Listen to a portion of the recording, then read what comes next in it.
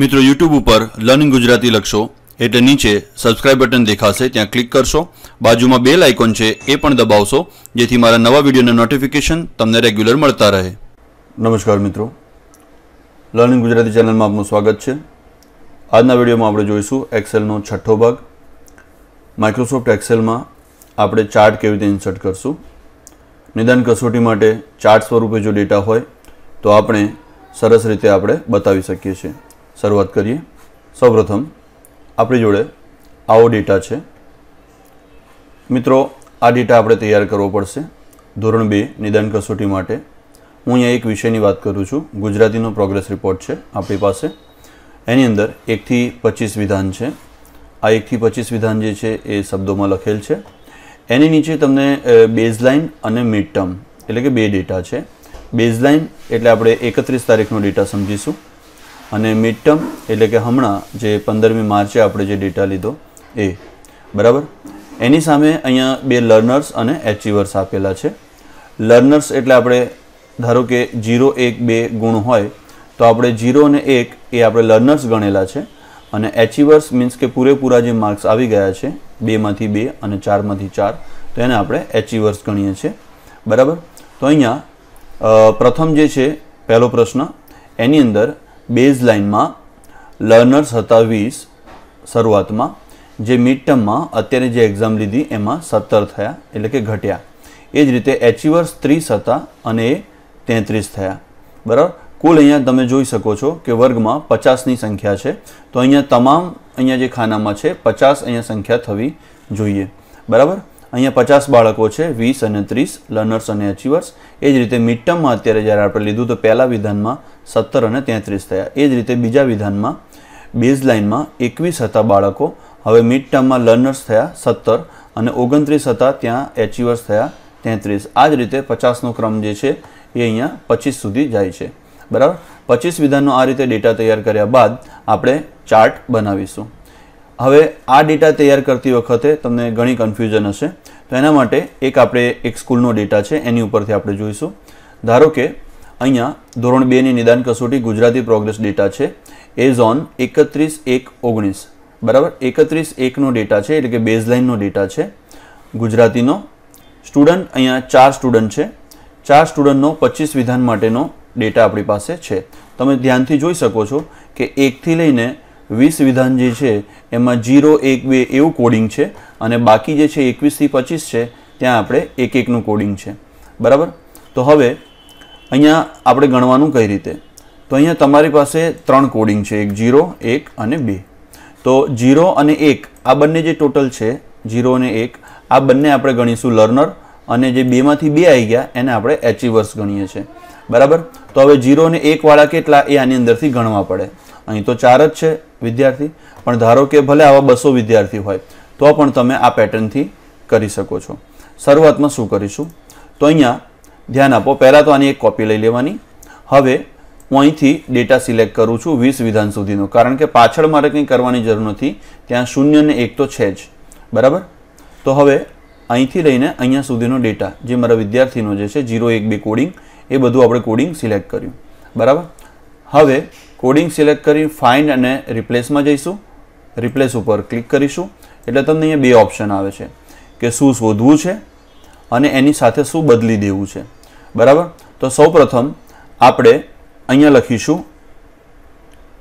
1 અને અહીંયા નીચે લખીશું 0।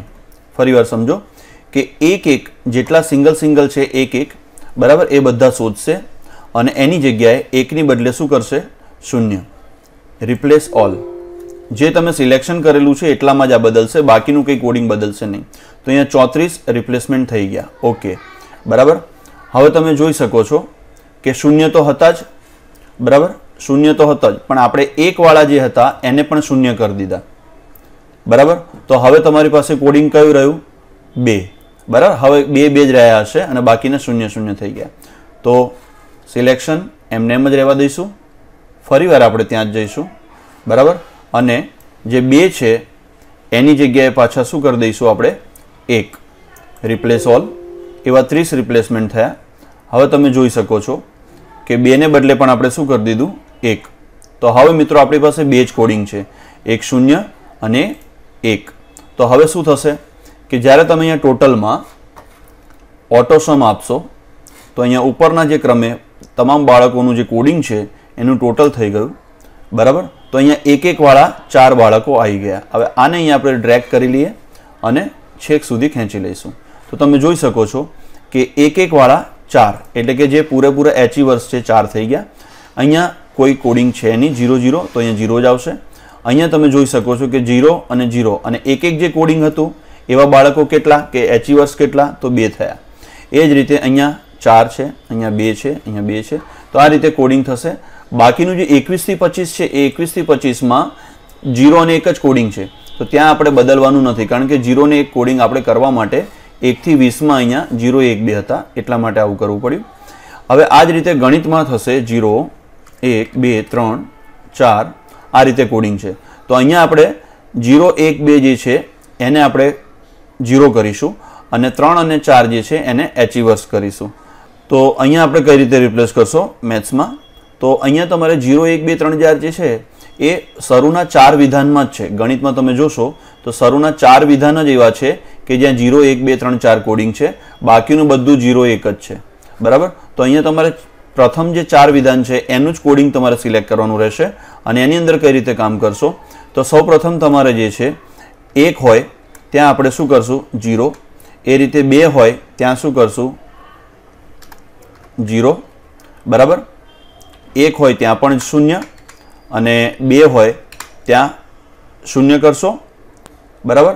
એ જ રીતે 3 હોય ત્યાં શું કરશો 1 અને 4 હોય ત્યાં પણ કરશો 1. એટલે શું થશે કે જો 1 0 તો જે છે એ છે જ, બરાબર. જ્યાં 1 કોડિંગ છે એ પણ બાળકો 0 થઈ જશે, 2 કોડિંગ છે એ 0 થઈ જશે, 3 કોડિંગ વાળા હતા એ 1 એટલે કે એચિવર્સમાં ગણાશે, 4 વાળા પણ એચિવરમાં ગણાશે. તો આ રીતે મિત્રો અહીંયા તમે ખાલી ટોટલ કરશો એટલે તરત જ તમારા કોઈ પણ બાળકોની ગણતરી નહીં કરવી પડે. ગમે તેટલા બાળકો હશે 200 250 500, તો તમામ બાળકોનું અહીંયા ટોટલ તમે જે કરશો એ માત્ર એચિવર્સની ગણતરી થશે, બરાબર. બીજું એક યાદ રાખવાનું કે જો ગેરહાજર બાળકો છે તો ગેરહાજર બાળકોના તમે કોડિંગ આપ્યા નથી, બરાબર. તો ગેરહાજર બાળકો માટે તમે ત્યાં 0 0 કરી દેશો એટલે એ ગણતરી 0માં થઈ જશે, બરાબર. આ રીતે મિત્રો કરશો એટલે તમારી પાસે આવો ડેટા તૈયાર થશે. તો મિત્રો આ રીતે કોષ્ટક સિલેક્ટ કરીને ત્યારબાદ ઇન્સર્ટ ઉપર જશો. ત્યાં તમારે ચાર્ટના અલગ અલગ ઓપ્શન છે, એમાંથી પહેલું ઓપ્શન આપણે સિલેક્ટ કરીએ છીએ. અહીંથી જે રીતે તમારે સિલેક્શન કરવું હોય, જે પણ પ્રકારનો ચાર્ટ જોઈતો હોય એની ઉપર આપણે ક્લિક કરશું. અત્યારે આપણે 2D બાર છે, 2D બારમાં અહીંયા વચ્ચેનો જે સ્ટેક બાર છે એ આપણે સિલેક્ટ કરીએ છીએ, બરાબર.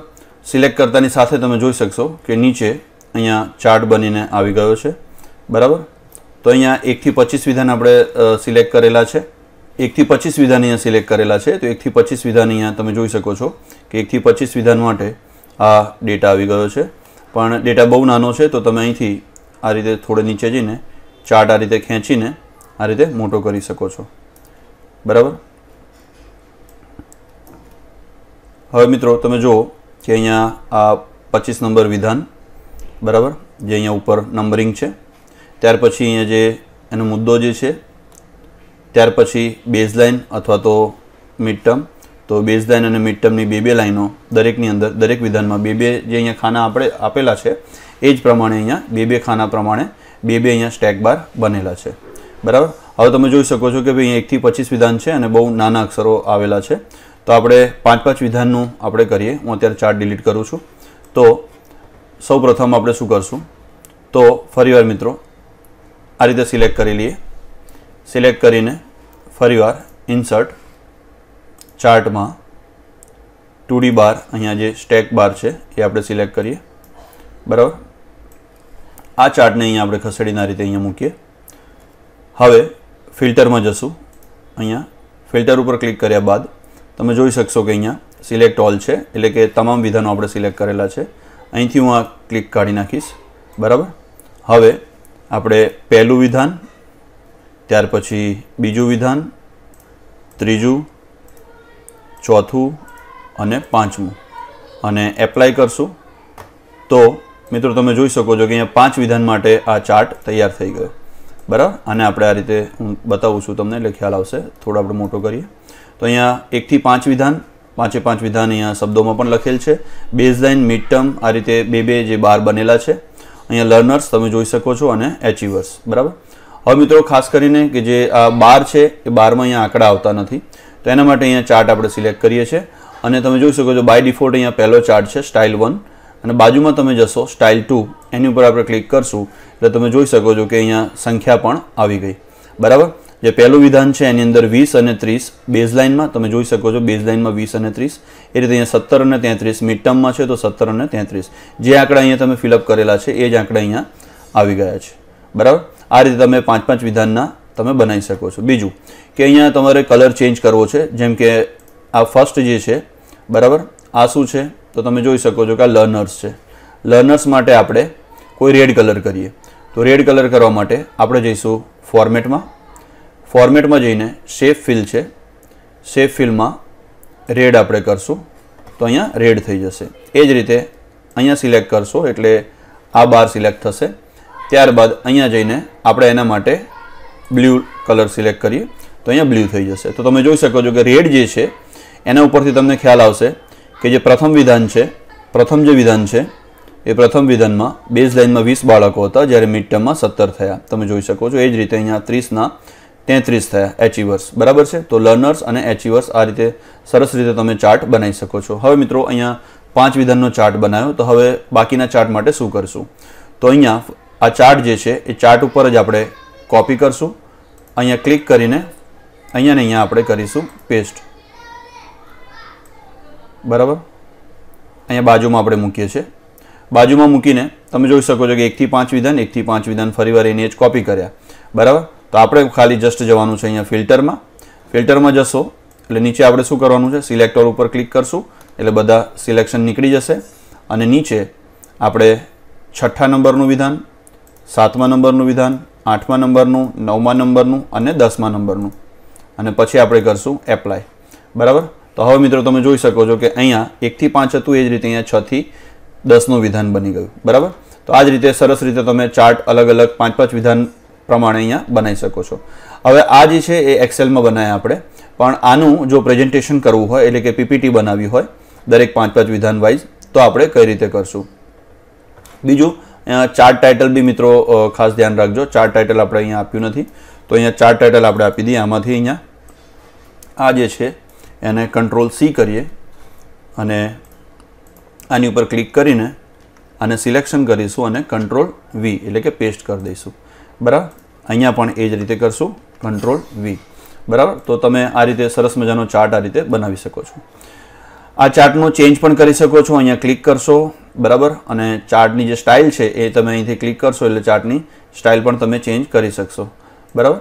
અત્યારે હાલ આપણે આ ચાર્ટ છે કે જેથી આપણને એક વિધાન વાઇઝ ખબર પડે.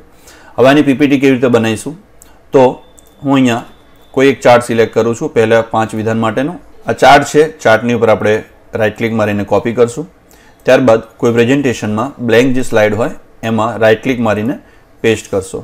પેસ્ટ કરશો એટલે તરત જ તમારે અહીંયા આ વિધાન આવી ગયા, પ્રથમ 5 વિધાન. અહીંથી આપણે ચાર્ટ આ રીતે મોટો કરી શકશું. અહીંથી આપણે ઉપર કરશું આ રીતે અને અહીંથી ખેંચીને આ રીતે અહીંયા મૂકશું એટલે વિધાન વાઇઝ તમે જોઈ શકો છો કે ચાર્ટ આપણી પાસે હાજર છે. આ જ રીતે બીજી સ્લાઇડ તમે પસંદ કરશો અને ફરીવાર તમારે એક્સેલ શીટમાં બાકીનો જે ચાર્ટ છે એને આપણે કોપી કરશું પછીના 5 વિધાન માટેનું અને અહીંયા આવીને Ctrl+V અથવા તો પેસ્ટ, બરાબર. ફરીવાર આને આ રીતે આપણે મોટો કરશું.